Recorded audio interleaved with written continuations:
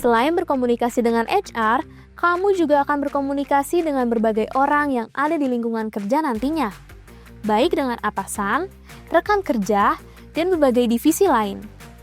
Namun, dalam keseharian, kamu akan lebih sering berinteraksi dengan atasan langsung. Oleh karena itu, kemampuan berkomunikasi dengan atasan merupakan keterampilan dasar yang penting sejak awal memulai karir. Berkomunikasi dengan atasan memerlukan pendekatan yang lebih terstruktur dan profesional. Bagaimana caranya? Berikut prinsip penting dalam berkomunikasi dengan atasan yang bisa kamu terapkan. Pertama, sampaikan maksud komunikasi secara jelas dan terarah. Hindari penjelasan yang terlalu panjang atau tidak langsung ke inti. Kedua, sertakan konteks dan data pendukung. Saat melaporkan progres atau kendala, jelaskan situasinya, apa yang sudah dilakukan, dan kondisi terkini. Ketiga, tunjukkan inisiatif. Jika memungkinkan, sampaikan opsi atau usulan solusi, bukan hanya menyampaikan masalah. Keempat, terbuka terhadap arahan dan masukan. Sikap profesional tercermin dari cara kamu menerima dan menindaklanjuti feedback. Ini dia 4 prinsip komunikasi dengan atasan yang perlu kamu pelajari. Supaya lebih jelas dan mudah dibayangkan dalam konteks kerja sehari-hari, yuk simak contoh komunikasi dalam bentuk roleplay yang menunjukkan bagaimana cara yang tepat ketika berkomunikasi dengan atasan. Permisi. Bu Raisa, izin menyampaikan perkembangan terkait laporan untuk minggu depan. Saat ini saya melihat ada 2 opsi format yang bisa kita gunakan. Opsi pertama dalam bentuk ringkasan slide untuk presentasi singkat. Opsi kedua laporan lengkap dalam format PDF dengan data detail. Menurut Ibu, format mana yang lebih sesuai untuk keperluan manajemen? Baik, Bilal. Terima kasih sudah mengonfirmasikan lebih awal. Untuk meeting minggu depan, direksi membutuhkan ringkasan yang langsung pada inti. Jadi, opsi ringkasan slide akan lebih sesuai. Namun, saya juga butuh laporan lengkapnya untuk review internal setelah meeting nanti. Siap, Bu. Berarti yang ditampilkan di meeting adalah slide ringkasan. Dan setelah itu, saya siapkan laporan lengkap versi PDF untuk Ibu review. Apakah ada bagian spesifik yang ingin Ibu tekankan di slide? Tentu, tolong fokuskan pada 3 angka utama, perubahan tren, dan rekomendasi tindak lanjut. Untuk detailnya cukup dimasukkan di laporan lengkap. Baik, Bu. Saya sesuaikan strukturnya. Terima kasih arahannya.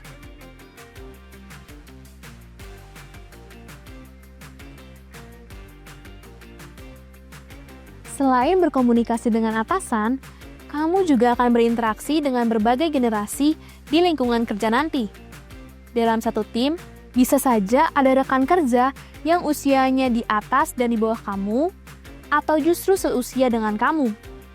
Perbedaan generasi ini tidak hanya soal umur, tetapi juga cara berpikir, gaya bekerja, dan cara berkomunikasi yang berbeda.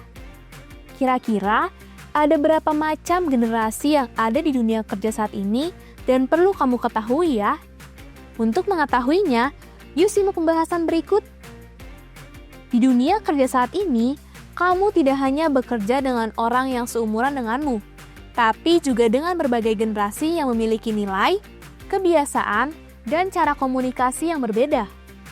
Menurut Jurnal UNESCO tahun 2024, secara umum terdapat 3 generasi utama yang paling sering kamu temui di tempat kerja, baik sebagai rekan kerja, atasan, maupun pengambil keputusan.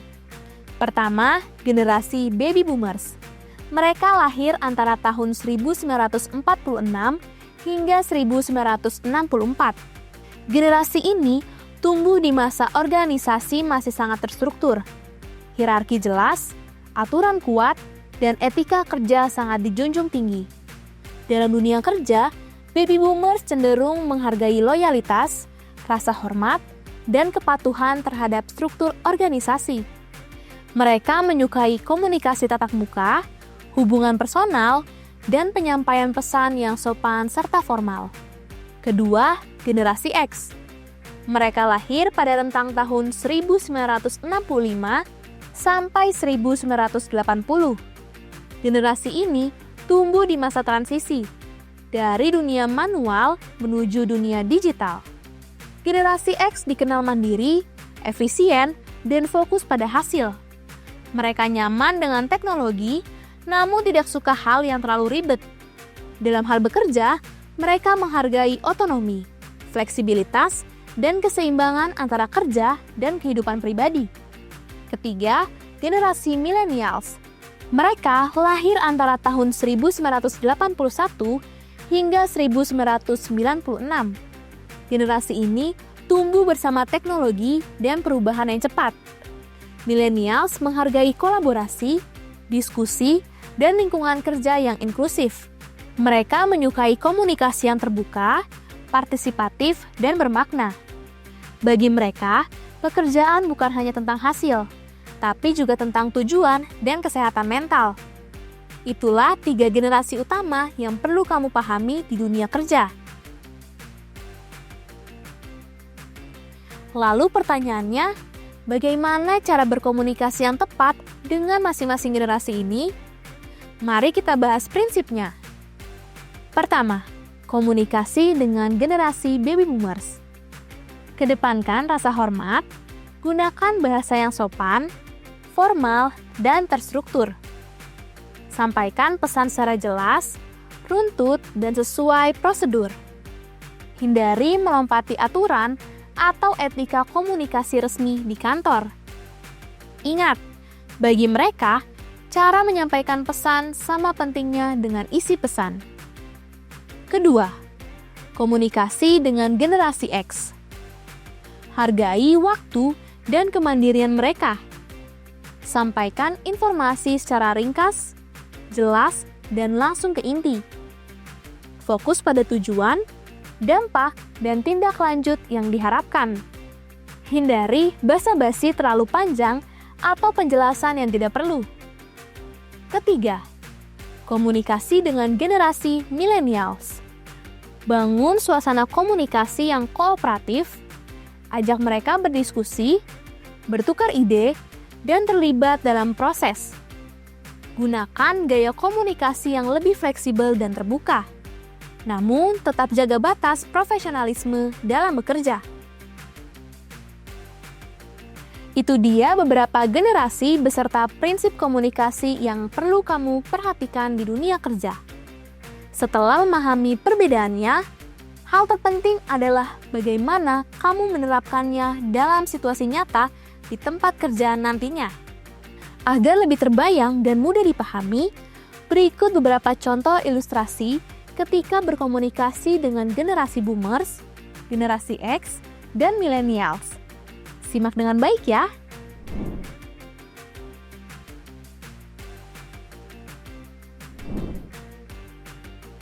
Selamat pagi Pak, izin menyampaikan terkait laporan hasil survei kepuasan pelanggan. Saat ini saya menyusun laporan dalam bentuk data dan grafik ringkas. Saya ingin mengonfirmasi, apakah format tersebut sudah sesuai atau perlu disajikan dalam bentuk narasi yang lebih detail ya Pak? Baik, terima kasih sudah menyampaikan Raisa.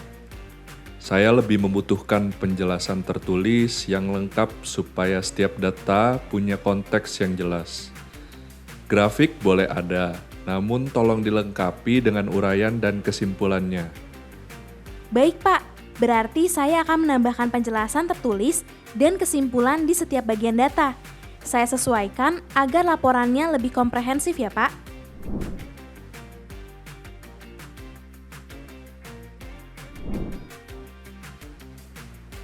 Permisi Mbak Dewi, izin update terkait ringkasan evaluasi performa tim bulan ini.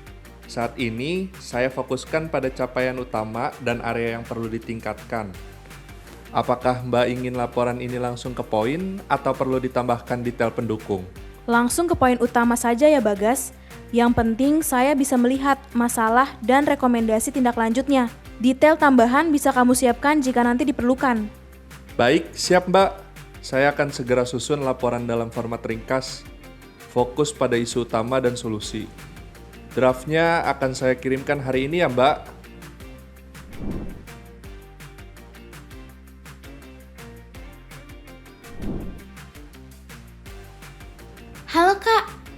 lagi review alur kerja tim, dan sepertinya terdapat beberapa proses yang bisa diringkas. Aku punya ide supaya pekerjaannya lebih efisien. Boleh aku share sebentar? Oh, boleh banget lah. Gimana? Coba jelasin dari sisi proses yang paling efisien waktunya ya. Kalau idenya oke, mungkin kamu bisa coba mulai dulu. Oke kak, jadi proses approval yang sekarang kan ada 3 tahap. Nah, sebenarnya bisa kita ringkas jadi 2 tahap saja. Aku bisa buatin flow sederhananya supaya Kak Nadif lebih kebayang. Nanti aku minta reviewnya ya kak. Wah, oke tuh lah idenya. Setuju. Coba buatkan flow-nya ya. Abis itu diskusiin lagi biar bisa langsung dieksekusi. Siap, well noted kak. Nah, itu dia teman-teman. Beberapa contoh ilustrasi terkait cara berkomunikasi yang tepat untuk tiap generasi. Dengan memahami perbedaan ini, kamu dapat membangun komunikasi yang lebih efektif, profesional, dan saling menghargai di lingkungan kerja. Kemampuan berkomunikasi adalah modal awal untuk menciptakan reputasi profesional yang kuat. Jika kamu menerapkan prinsip REACH, menyesuaikan diri dengan gaya komunikasi orang lain, dan menggunakan tips-tips praktis di awal karir, kamu akan lebih mudah berkolaborasi dan membangun hubungan kerja yang sehat. Untuk mempelajari materi lainnya terkait persiapan dunia kerja, silakan simak bahan bacaan yang disediakan ya. Sampai jumpa dan selamat belajar!